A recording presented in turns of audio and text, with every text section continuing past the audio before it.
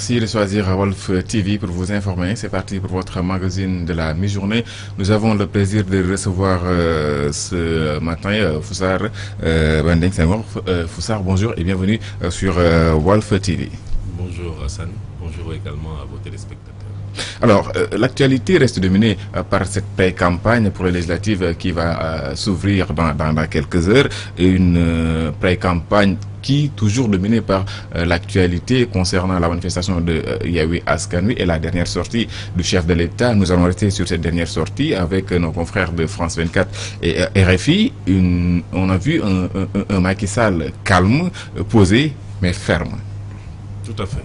Je pense que lorsqu'on est un homme d'État, c'est ce qui sied. C'est le sens de la mesure, mais également le sens de la responsabilité. Et de rappeler que le Sénégal est un État de droit. Et cet État de droit-là fait que les institutions sont solides. Il peut y avoir des divergences d'opinion, politiques notamment, mais les institutions doivent être respectées, les décisions des institutions, notamment en ce qui concerne la justice, qui est là pour la nation, qui est là pour le pays, doit justement, leurs paroles doivent être respectées. D'autant plus que tantôt cette institution-là donne raison à l'opposition, de l'autre côté donne raison à la majorité, donc ce qui veut dire qu'ils sont à équidistants des différents protagonistes. Il est important que le président de la République, qui est la clé de voûte des institutions, rappelle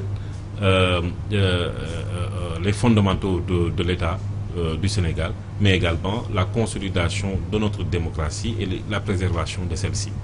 Alors, c'est ce qu'il a fait face à nos confrères de France 24 en parlant de ces élections qui, selon lui, vont se tenir quelle que soit la situation. Mais tout à fait. Il n'y a rien qui nous empêche aujourd'hui d'aller vers ces élections-là. Et vous savez, je vous rappelle que c'est l'opposition elle-même qui, il y a moins d'un an, nous demandait que les élections se tiennent à date échue. Et donc, le président de la République a déjà toujours été dans ce cadre de consensuel-là pour justement que ces élections se tiennent à date échue. C'était prévu au mois de juillet, et ça se tiendra au mois de juillet. Malgré qu'on sorte des élections locales, certains ont pensé que c'était trop court d'avoir en une année 2 élections majeures, mais le président de la République a tenu à ce que ces élections-là se tiennent à date échue, et quelles que soient les difficultés, quelles que soient les contingences, l'ordre républicain sera maintenu. Et le calendrier républicain, bien entendu, cela retenu. Je pense que c'est de bonne guerre et que les Sénégalais puissent passer à autre chose. Parce que les Sénégalais attendent du gouvernement, attendent des hommes politiques qui puissent donner des solutions, qui puissent matérialiser ces solutions-là pour améliorer leurs conditions de vie. Et que ces élections-là puissent se passer dans la sérénité, et le verdict des urnes, qui reste la seule légitimité, qui reste la seule vérité démocratique, puisse être, j'allais dire, exprimé le 31 juillet, et qu'au-delà de cela, après ces élections-là, que les gens retournent au travail de manière sereine et s'occuper des préoccupations des Sénégalais. Il y a un point d'interrogation sur la sérénité qu'il faut avoir lors de ces élections. Est-ce qu'on ne va pas vers un scrutin miné comme ce qui s'est passé, par exemple, en 2017 à Touba?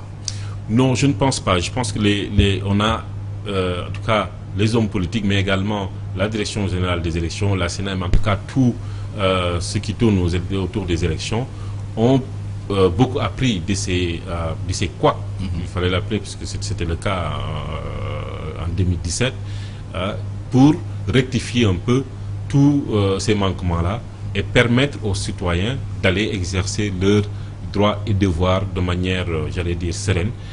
Et à cet effet-là, je pense que les mesures ont été prises déjà. Il n'y a pas un problème de budget, il n'y a pas de problème matériel, et que je pense qu'à ce niveau-là, la Sénat, la Direction générale des élections sont en train de déployer avec l'administration territoriale que c'est sur le plan, en tout cas logistique, que ces élections-là se tiennent dans les meilleures conditions. Maintenant, on va vers l'hivernage. Je suis maire de la commune de Karantaba, il pleut déjà là-bas. Bien entendu, il y a quelques difficultés par rapport au transport, mais je pense qu'à ce niveau-là, on a encore eu assez d'expérience pour que l'administration puisse prendre les devants par rapport à certaines zones comme Kédougou et la région naturelle de la Casamance, où il pleut, comme je l'ai dit, déjà. Mais au-delà de ça, nous avons des citoyens engagés dans ces localités-là qui, malgré la pluie, vont quand même aller exercer leur devoir et leurs droits. Alors nous allons reparler de l'agenda du chef de l'État qui depuis quelques jours est hors du pays, mais reparlons de ces manifestations de Yewwi Askan Wi et des propos qui ont été tenus par certains leaders. Il y a d'ailleurs Cheikh Bara Dolly, député qui est aujourd'hui dans les liens de la détention pour des propos qu'il a tenus à l'endroit du chef de l'État. Comment est-ce que vous analysez déjà ces propos et son arrestation? Les décrier, m'en désoler.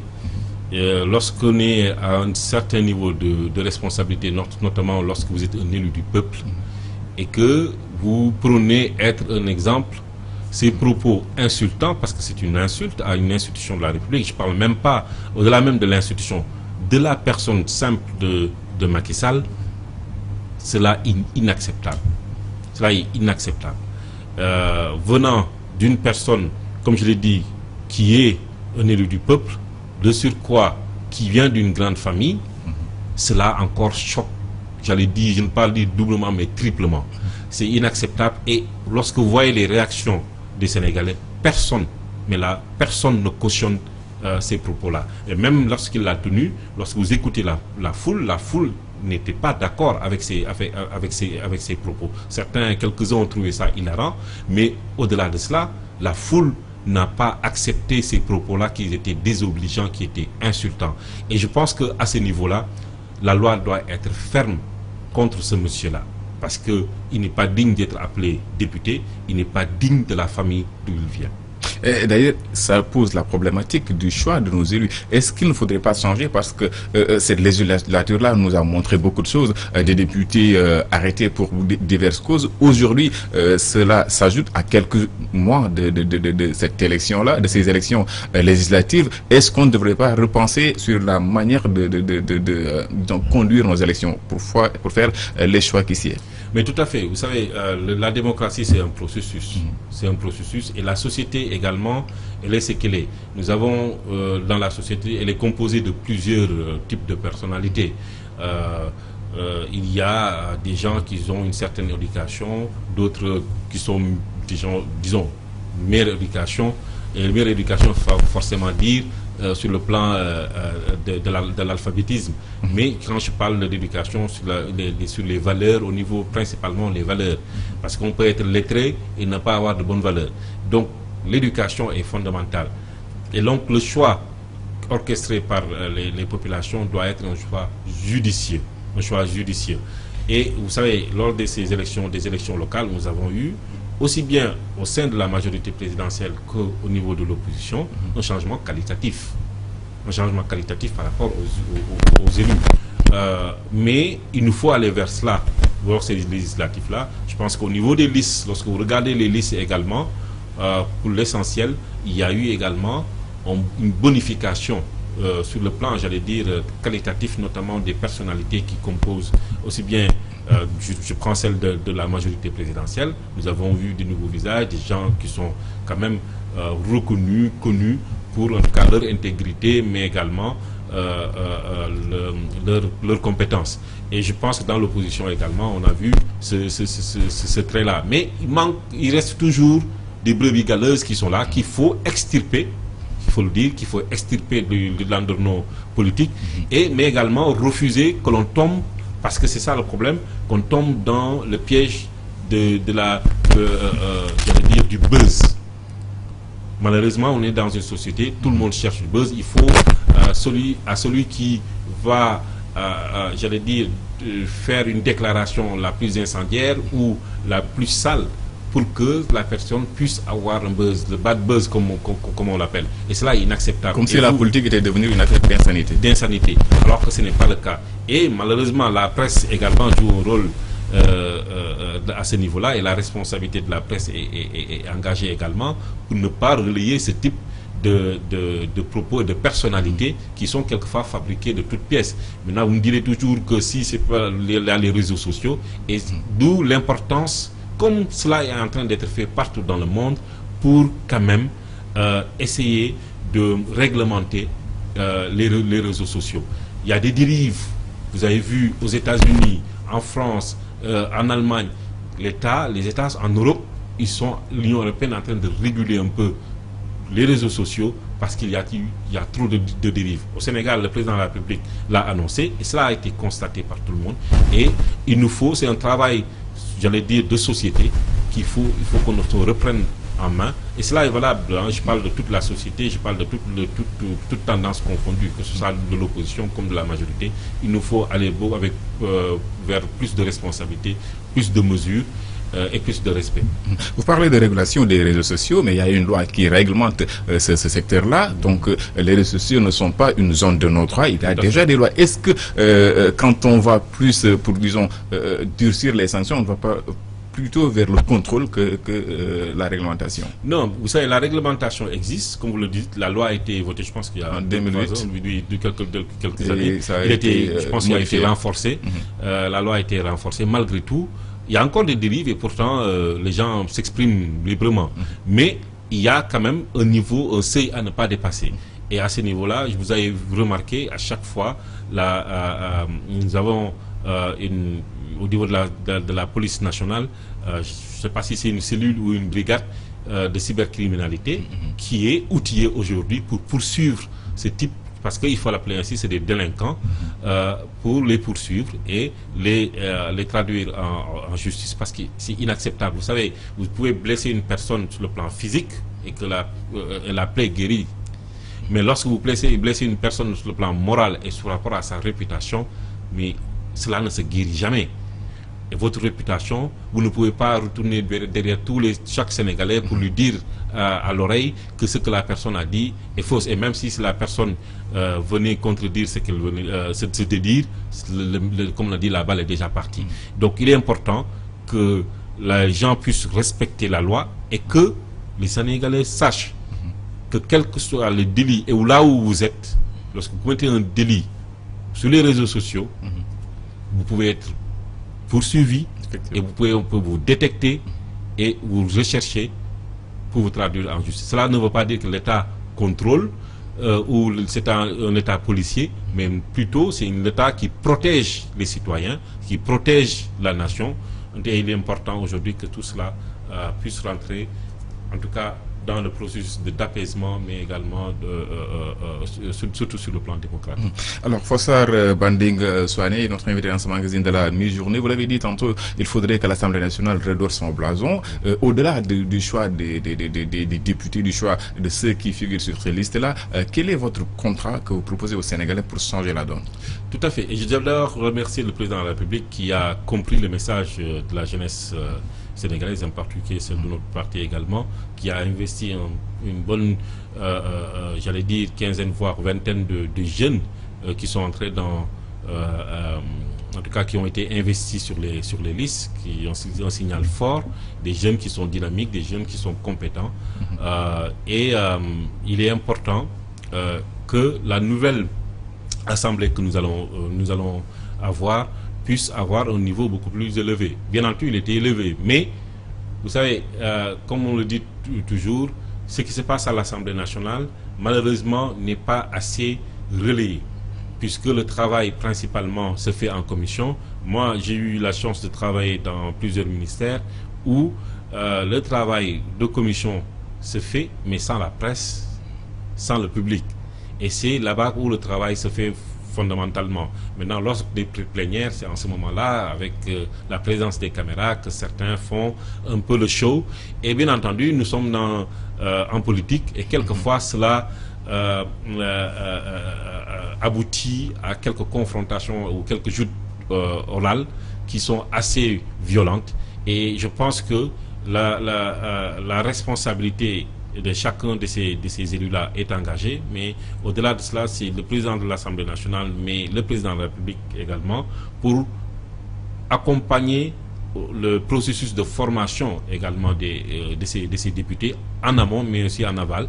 Mais au-delà de ça, qu'on puisse les accompagner avec des assistants parlementaires, cela existe, mais ils sont en nombre, j'allais dire, très limité, pour ne pas dire insuffisant. Et il est important que l'on puisse les accompagner pour que ces députés-là puissent faire leur travail de manière beaucoup plus, j'allais dire, conséquente. Ils le font déjà, mais ça demande, la charge de travail est extrêmement importante. Quelquefois, les gens pensent que le député, il vient une fois par session et il a fini. Non, ils ont des dossiers, ils sont membres, chaque député est membre de plusieurs commissions. Et qu'au niveau de ces commissions-là, ils travaillent pour justement améliorer les textes, mais au-delà de cela, ils travaillent pour leurs concitoyens.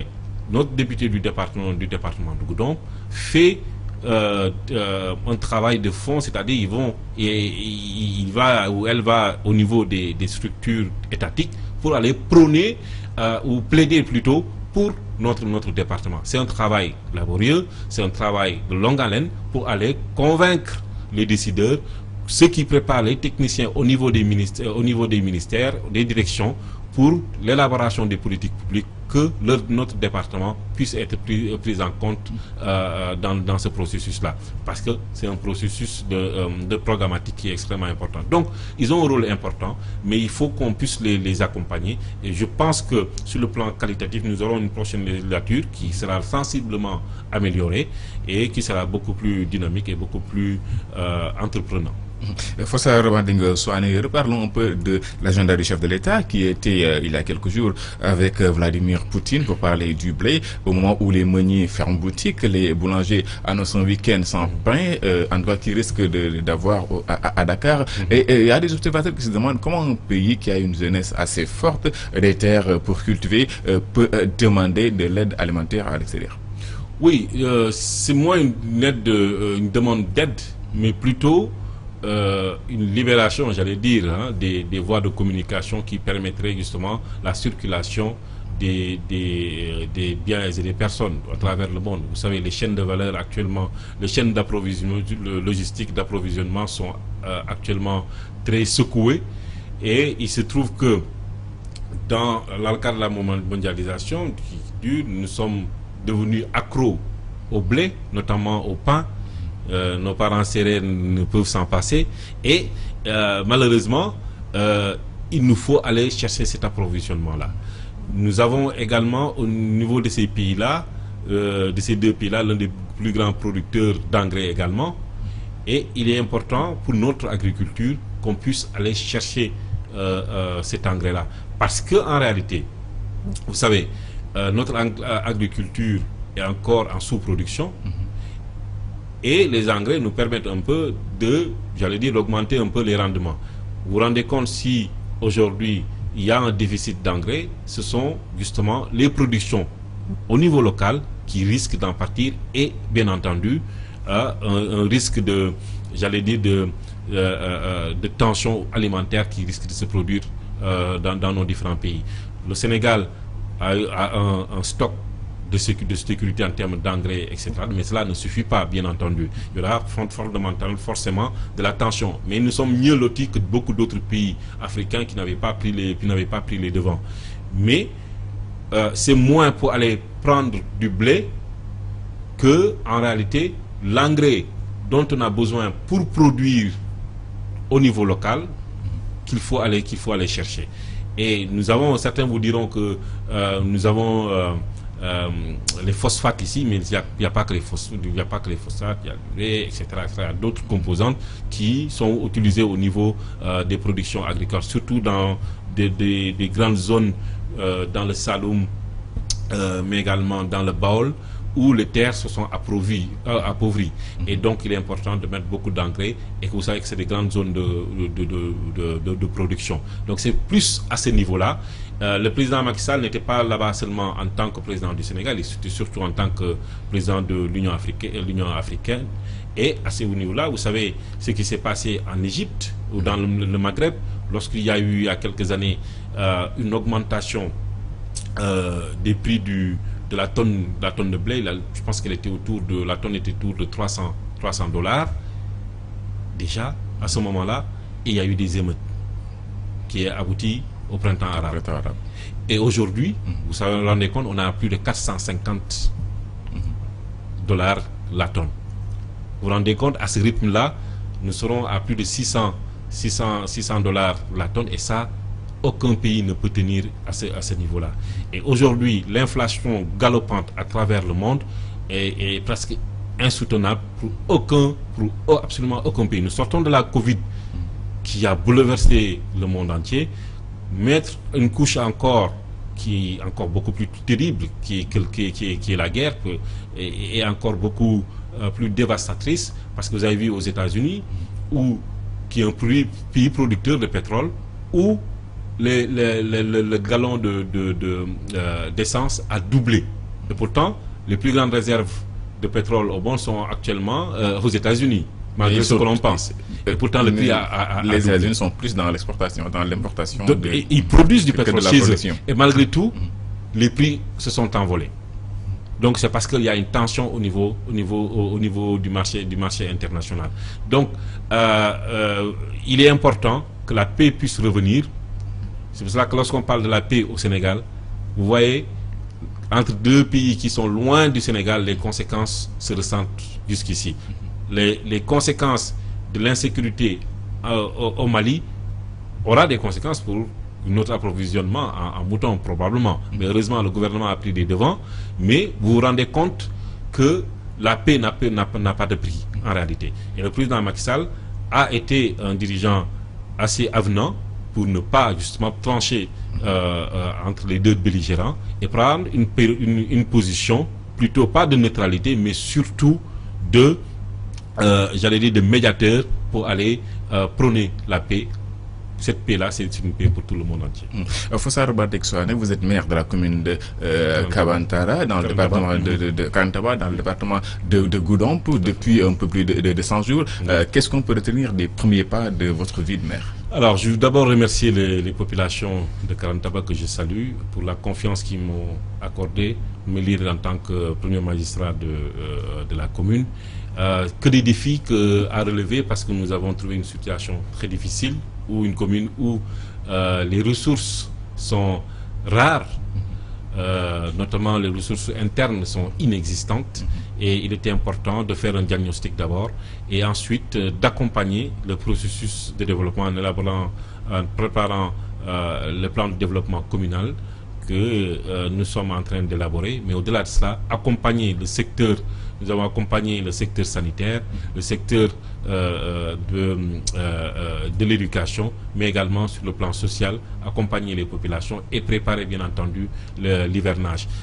Nous avons mis en place ce programme-là de développement de la commune de Karantaba, qui est ambitieux. Certains nous disent que ce n'est pas un programme de commune, c'est plus que pour le pays. Mais je dis que nous sommes ambitieux et nous travaillons pour avoir les moyens de notre ambition.